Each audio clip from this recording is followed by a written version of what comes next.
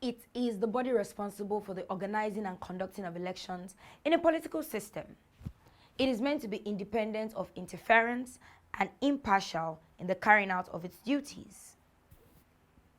Because of the crucial roles it plays, it should have the following features.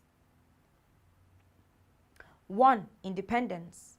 This means it should be devoid of interference. It must also be impartial, headed by a chairman. This chairman controls the activities of the commission.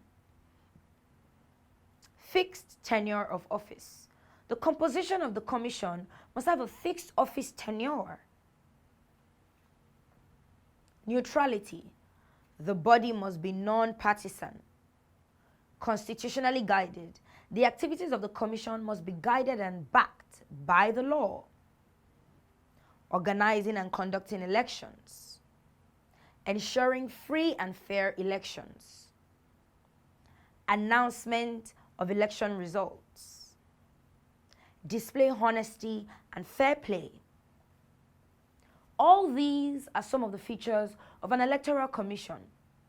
In the next class, we will consider its functions.